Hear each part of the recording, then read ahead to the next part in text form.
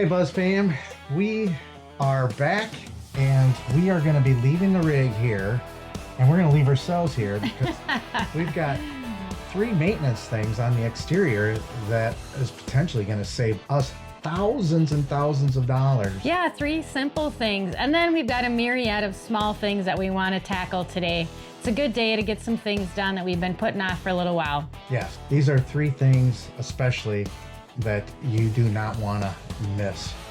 Yeah. Because they could potentially even void out your warranty if you have one. Yikes. Well, and if you have been with us for any amount of time, you might have caught on to the fact that Eric and I are not exactly the handiest people, so this could be a little entertaining. Yeah. Just to see how we figure out how to fix some of these things and dealing with some of the elements or whatever may have. You know, it should be a fun day, but I'm excited to get them done. Check off these boxes. There's a ton of boxes to check off. All right, well, we're gonna head outside because that's where it all is, waiting for us. So let's go. I like how you can run down these steps really fast. You're kind of a slowpoke. Okay. All right, Buzz fan, we are on the exterior of our rig, obviously. You can see that, and we are getting ready to tackle 3 major components of RV maintenance that are going to save us thousands and thousands of dollars. Thousands and thousands. Down the road. And we'll get into the numbers more specifically in a little bit, but then there's other maintenance things that we're going to try to tackle today. But first we want to make sure we hit these 3 big ones. Okay, first was the slide out seal conditioning. Yes, so the first thing we're going to do is we're going to hit those seals. We're going to wash them down with a nice warm water and get the dirt and grime off the seals, the slide seals anyway. And then we're going to lubricate them with this rubber conditioner. Should we be using soap to clean them off? I typically would not. Okay. You can, but because the RV parks don't like a lot of soap residue on their campsites, they typically want you to stay away from that. So, and you probably don't need it, I guess, but people might be wondering if they should be using soap. It's just dust and basically there's not a whole lot of grime on here. Got it. Okay, Buzz fan, so these are the seals that we're talking about on your slide. You want to make sure that they're clean before you add any of the lubricant to it. And they are a little dusty, but that's about it. They're not too bad. And then I recommend using a microfiber, which we are using. It does get pretty dusty. And I know this goes without saying because I know, Buzz fam, you guys are the most intelligent group out there, but you want to make sure your sealants are dry before you apply the conditioner. Yeah.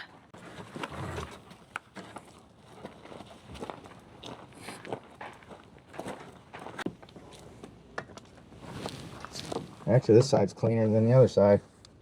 Oh, yeah? Or you know what? We probably have cleaned this one because it's right next to the door and we can just stand on the steps to do it. Biggest reasons why we're doing this, and I don't think we said earlier, but these dry and crack, it's a prime way to get water intrusion inside the back of your walls of the RV. Especially while you're in travel mode.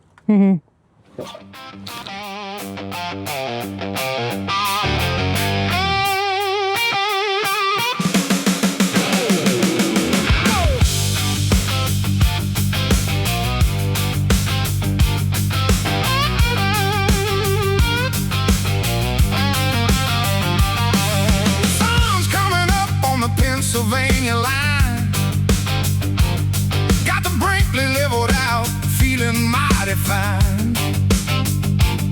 But the road can be a devil, yeah, the rain can be a thief. If you don't look after the bones beneath. I'm climbing up high, where the air is thin. Gonna lock the sky out and keep the dry.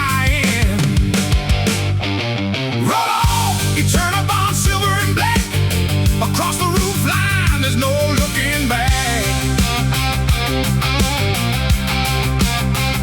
Keep the seal supple, keep the slides true. We got 1,000 miles of rhythm.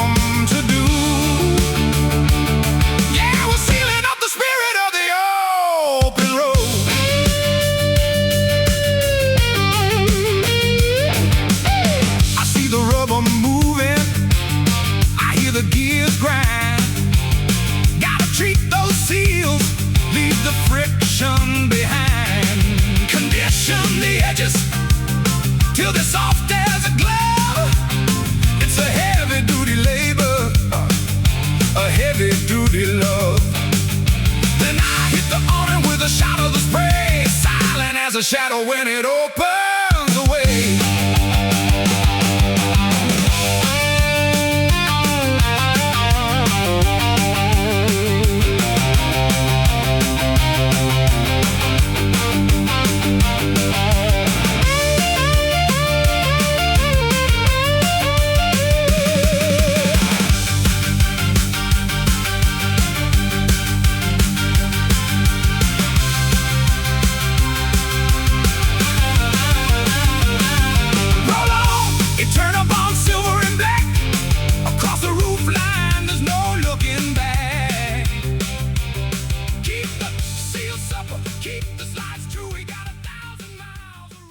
Now we're ready to move on to the most overlooked maintenance item in regards to RVs that there are. And if they're not done frequently enough or properly, it could potentially void out any warranty that you may have.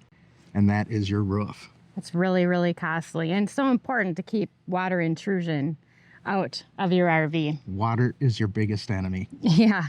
Okay. So we've done our inspection already. With that, we found that there was a little bit of wear and tear, not much. Thankfully, it doesn't look like we'll need Eternabond because we weren't able to actually find it. Yeah, if you're gonna, I always recommend. Heads up. Yeah, I always recommend using Eternabond. It's basically a sticky tape that goes over your seals or anywhere that water could potentially penetrate in, such as your skylights, your AC units, and even your ceiling fan areas. Yeah, your roof right now, I'm sure, is covered with plenty of it on all those different areas.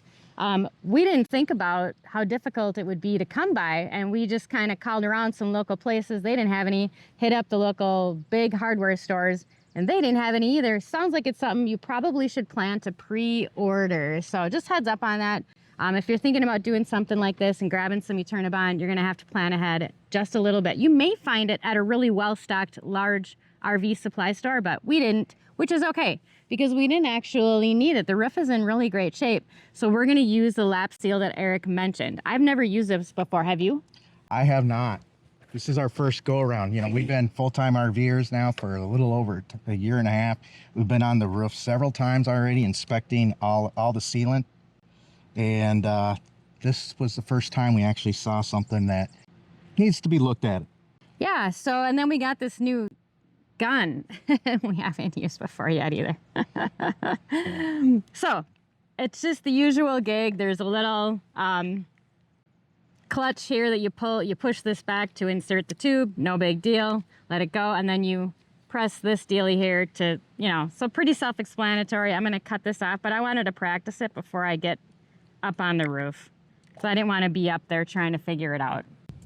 All right, Buzz fam, it's a little windy up here, but I'm going to do a quick roof inspection and show you some of the things that I guess I saw that might be a little concerning and that my hair is all over the place. Okay, hold tight. So this is on the front cap. Doesn't look too bad, but I noticed there's a little bit of wear and tear here. So we'll want to put some more sealant there for sure. This is the skylight from the shower. These are scratches, I think, from a tree limb.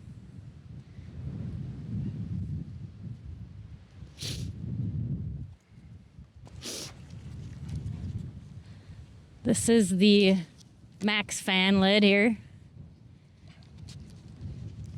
Again, those are scratches. Here's that wind guard that we'll never use. It's a good thing that's pre-installed. Looks good. Okay, the other Max fan by the kitchen. Here, I don't know what that is. Do you? You should let us know if you know. Solar panels look good. I think I was looking at these. I think they looked pretty good, those components. Back here by this awning, or the back of the RV. This one looks pretty good too. Yep, she's up there on the roof again, doing real work today. Krissy is laying down some fresh lap sealant on the Brinkley's nose cap. This is that radical transparency that we talk about, Buzz Fam. Full-time RVing isn't just about beautiful views and campfires. It's staying on top of your maintenance so the weather stays outside where it belongs. Check your roofs. Keep those seams tight. Okay, well, at least now we know they're protected from that bit of water intrusion. That part is done. Check. Okay, our roof's done. And we are ready to move on to our next item, which is our awning inspection and lubrication. Yes. This one I didn't know about. It was only after we heard about another full-timer that they had major problems with their awning arms, the motor or something like that, freezing up, which was a bill that was around $1,800, something like that. Yikes. Don't quote me on it, Buzz Fam, but it was expensive enough to go ahead and buy a, what is that, about 10 bucks maybe? Yeah, 12 bucks or something. That's our second can, though. That's a good handy item to Yeah, have. it's just some dry lube, and you want to make sure you use dry lube because that's prevent dirt and stuff accumulating, like your WD-40. That's kind of like a leaves a greasy residue, and dust and dirt will attract to that. This helps prevent that problem. So this is also good on a lot of other items. Lots and lots. Anything that moves, Yeah. this is really good on. Yeah. Yes. So, all right. I always want to have some of this dry lube on hand. Yeah, let's go ahead. I was just going to say, let's do it. Well, yeah, there you go. Let's listen to the boss. Let's go moving on. Let's move on. Okay. All right, on each arm, we have to lube 3 areas: the top pivot point, middle knuckle joint, and the bottom pivot point. We're going to start off showing you where the top pivot point is on the awning arm. It's where the arm bolts into the wall bracket. Okay. Okay, now we're doing the bottom pivot point where the arm connects to the roller tube. The bobbit? Yeah, the bobbit. Is that You a don't new- know- that's one of my words. You don't know what a bobbit is? No. I should be more well-versed in the things that you say. Yeah, you really should. Okay, so there's the bottom 2 down here in the arm. And then the elbow is up there. All right, and here's the middle pivot point. This is the hard one. There we go. Okay. Last awning. Patio awning.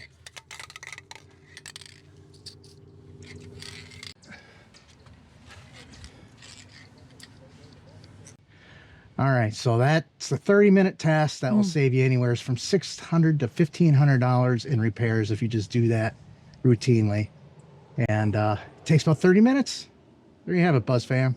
Another thing we needed to do was check the tops of the awning. So while I'm on the roof, I'm going to check that out too.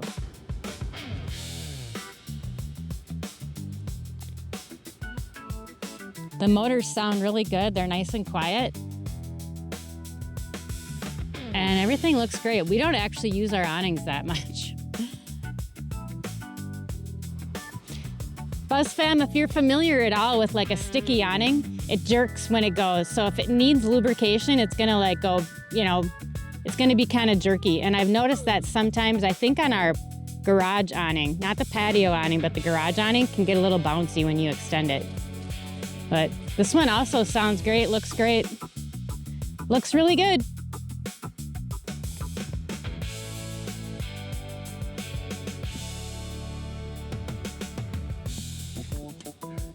Tell me when. Keep going.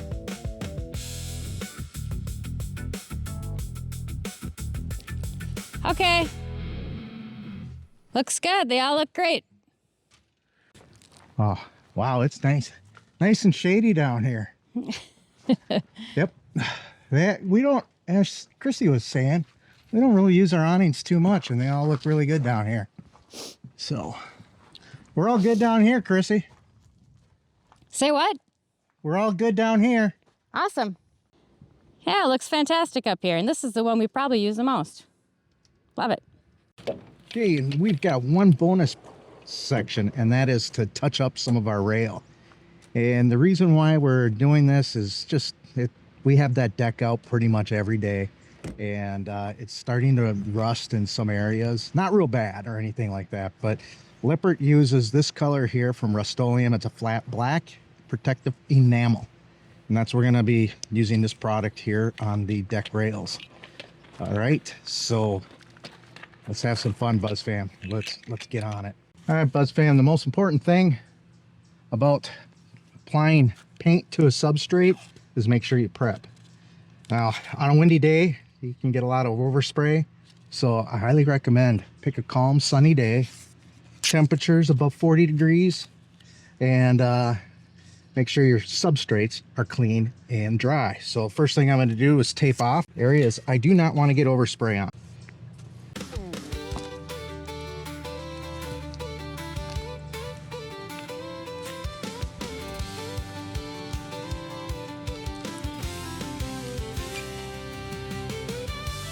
I taped this whole area because I'm not painting up there. It's all just concentrated in this area, so I'm going to really focus on that. There's a lot of rust and it's uneven. You want to get a sanding sponge, but in this case it's all smooth and it hasn't corroded the metal itself. Someone also recommended really fine grade steel wool to help with rust spots like that. All right, and you want to put your spray on a kind of a fine setting.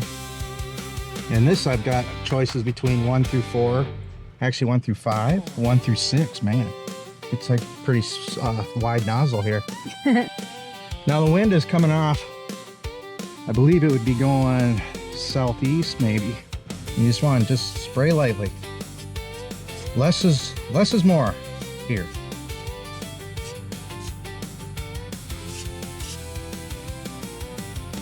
That looks good. Maybe a little bit up there. Okay. I got this section right here. Move the tape. Oh, yep. There's a scuff there. You're kind of coming at it from an angle. Is there a reason for that? I can see it better from this way. Okay. And that way I can apply it at a neater fashion to prevent flashing. So how do you avoid drips? Well, if you spray directly, you can get drips. You want to come in at a slight angle so it kind of deflects off. The disadvantage of that, you tend to get more overspray. So that's the way I've always done it. Looks like we got another spot right there. A little scuff. Yeah. Okay, well, we'll keep going on that. Yeah, we'll just keep going. I got this, Buzz fam. You just keep sitting tight. Don't worry about this. This is all under control. I actually used to be a painter, so I might, this is the area I might know 1 or 2 things. Yeah, 1 or 2. Okay, but now we're back inside. We got a couple components to work on inside. Nothing major, just some little minor fixes and things that have been on our bucket list. And this right here is a new recliner pull that goes on one of our, the pull snapped off, the cord snapped. Yes, and that's for our couch where the footrest it releases the footrest so you can recline. Yeah. Couple minor things we're gonna work on, nothing major, but you'll wanna see, see how hard it is, shall we? Seems easy until. Yeah. Well, let's get started. So this is gonna go, I see. Krissy's got the good back, so we're gonna have her do this. I see. And then, okay, we got zip ties down there, so.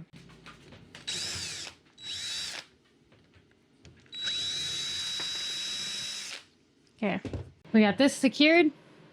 Yep. So now we threaded the cable through the zip tie that was previously there. And then we take this little hook. Correct. And we put it in, I think it was in the top one. I forgot now. Yeah, it was. And then this piece here gets pressed into here. There you go. So there's that. And we have... So let's see. Okay. We got a lap dog. Bear wanted to be in the video. So now let's see, you guys. Is it going to work? Oh, yeah. Oh, yeah. All right.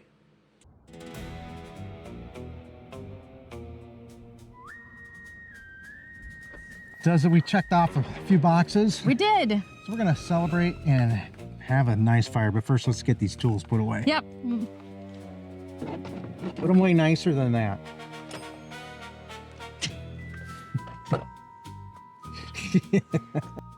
We need to get a better toolbox. Yeah, we do. We need a better one. This is getting too full. It is. We need a better place for things. Yes. So we'll do that when we go to the hardware store tomorrow. But in the meantime, we are good. All right.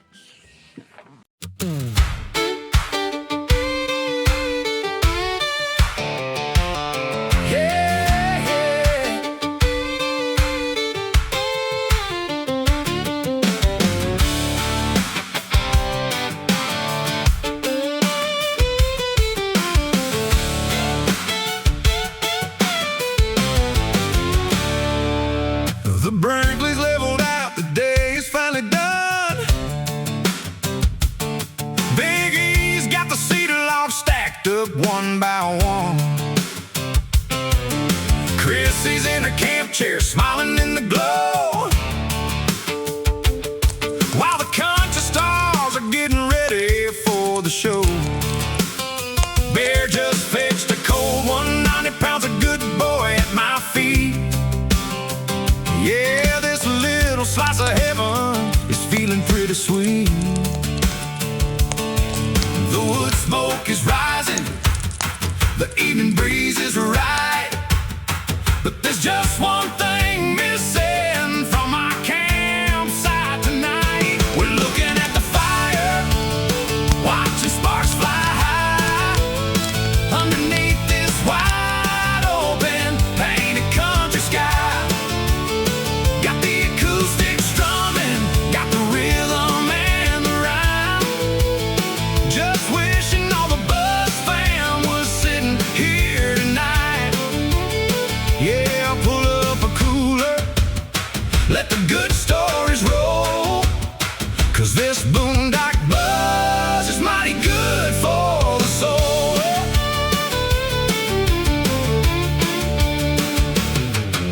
Chris has got the camera catching embers burning bright, documenting all the peace of a quiet country night. Me and my German Shepherd just hanging by the flame, thinking about the miles we've logged in, how far we came, from the mountains to the valleys, everywhere we roam. With this fifth wheel rolling, we're always right at home. The wood smoke is rising, the evening breeze is right, but there's just one thing missing from our campsite tonight. We're looking at the fire, watching sparks fly high underneath this wide open painted country sky. Got the acoustic strumming, got the rhythm and the rhyme. Just wishing all the Buzz fam was sitting here tonight. Yeah, pull up a cooler, let the good stories roll, 'cause this Boondock buzz is mighty good for the soul. To the friends on the screen and the folks down the road, sharing in the journey, helping lighten up the load. So raise a glass up to the highway, wherever you might be. There's always room around the fire with Krissy, Bear, and Big E. Well, we got the fire going, We did. You did a great job. Thank you. and we checked off several boxes, at least on the outside. Yeah, for sure. You know what though? There's always going to be more boxes to check. Yeah, when you're literally rolling down the road, there's always something else that needs to be checked off that box. Yeah, As you just move, like your home. Yeah, just full-time RVing it, and things just are bound to happen. But everything's a trade-off, like Eric always says. Yeah, I always believe that there's a trade-off, and the trade-off is, well, hey, look at these beautiful places that we get to stay in. You know, it's just an incredible trade-off. Yeah, the adventure more than pays for itself by way of maintenance. Yeah. Yep. Wait a minute. That's a good one. So, with that being said, Buzz fan, we hope you enjoyed this episode. If you did, I've got 2 more episodes on each side of your screen that you can continue to buzz on.